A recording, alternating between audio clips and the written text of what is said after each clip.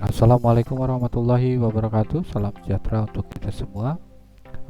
Hari ini saya khusus membahas mengenai model mediasi dan moderasi, kemudian mediasi dan moderasi secara bersamaan. Jadi sebelum dimulai, saya ingin menginformasikan bahwa buku yang bisa dijadikan pedoman atau referensi utama untuk model mediasi moderasi dan mediasi moderasi modmat atau moderasi mediasi itu adalah buku karangan dari Hayes. Buku ini berjudul Introduction, Mediation, Moderation and Conditional Process Analysis, Regression Based Approach, karangan Andrew F. Hayes. Terbit di tahun 2017. Jadi teman-teman silahkan searching di Google. Buku ini tersedia PDF-nya untuk dijadikan pedoman atau buku referensi dalam menganalisis model mediasi, moderasi, dan moderasi mediasi sekaligus. Pertama adalah apa itu variabel mediator atau intervening. Jadi model mediasi itu adalah model penelitian yang menempatkan satu variabel yang bertindak sebagai variabel perantara intervening, atau sifatnya adalah memediasi hubungan X ke Y dan dia berada posisi di tengah di antara hubungan X ke Y tersebut. Makanya disebut sebagai intervening atau pemediasi. Nah, untuk contoh yang tampil di layar ini adalah model mediasi sederhana, di mana di sini ada satu variabel bebas yaitu X, kemudian satu variabel terikat yaitu Y, dan satu variabel mediator atau intervening yaitu M. Nah, dari model ini kemudian kalau di model mediasi itu berarti kita nanti akan menganalisis sebuah hubungan langsung atau direct effect dengan hubungan tidak langsung atau indirect effect. Nah, untuk direct effect-nya sendiri, kalau dari jalur di sini sudah kelihatan bahwa hubungan langsung pertama itu yaitu X ke M.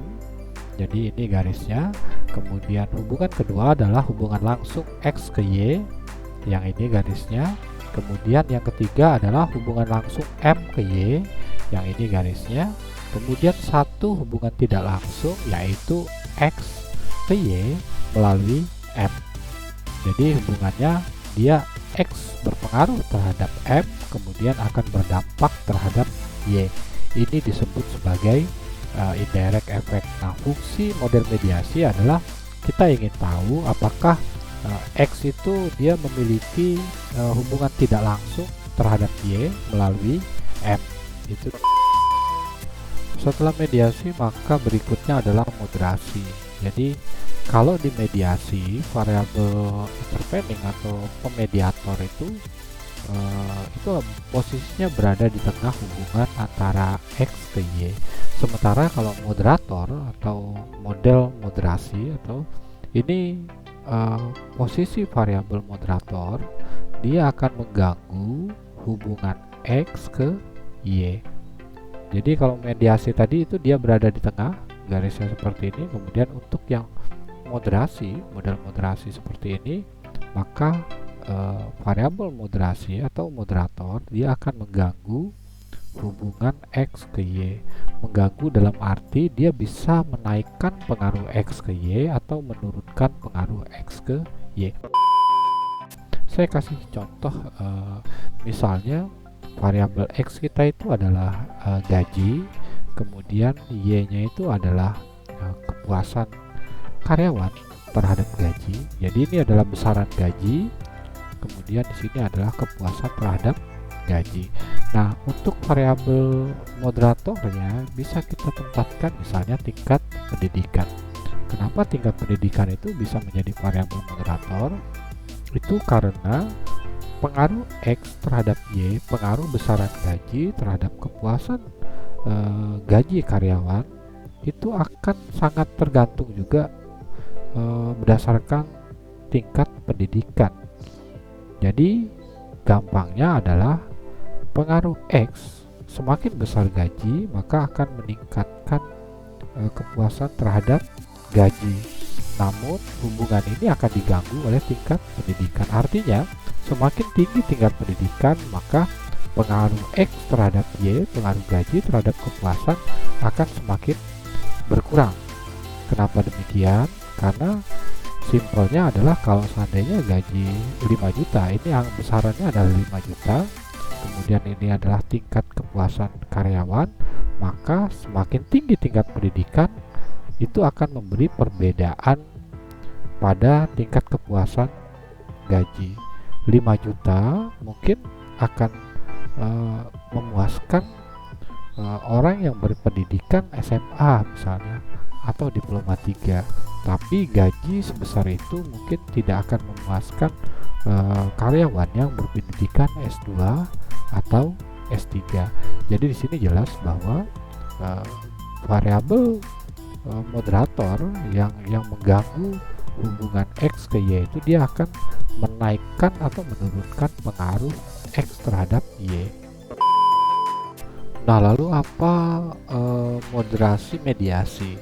Nah, moderasi mediasi adalah sebuah model penelitian yang kita kembangkan itu dia memiliki variabel mediasi, intervening, dan sekaligus memiliki variabel moderator. Jadi dia punya variabel mediator dan moderator. Nah, untuk variabel moderatornya dia akan menjadi penengah hubungan antara X ke Y, sementara variabel moderator dia akan mengganggu hubungan X ke M, yang ini garisnya, kemudian hubungan X ke Y dan yang ini garisnya. Jadi ini adalah model kompleks di mana yang kita teliti itu menempatkan 4 jenis variabel sekaligus. Yang pertama adalah variabel bebas atau eksogen, kemudian satu variabel terikat, ini adalah Y-nya, kemudian ada satu intervening atau mediator, kemudian satu moderator. Jadi ini adalah model kompleks dalam sebuah penelitian. Pertanyaan berikutnya adalah kapan kita menempatkan variabel itu sebagai mediator atau sebagai moderator.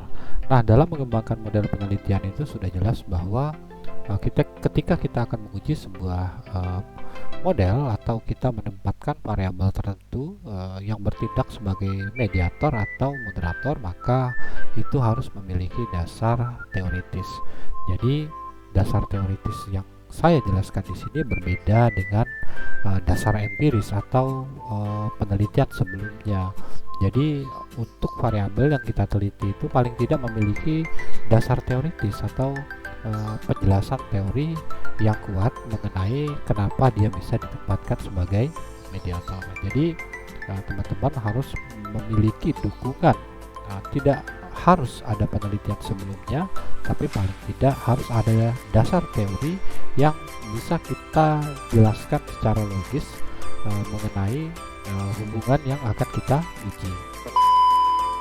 Sebagai contoh, pada artikel yang kami publikasikan di jurnal publisher Emerald ini sebetulnya tidak memiliki landasan penelitian sebelumnya. Jadi hubungan beberapa variabel itu memang belum didukung oleh penelitian sebelumnya, namun kami menggunakan dua teori, yaitu social action theory SAT, kemudian ada satu lagi yaitu teori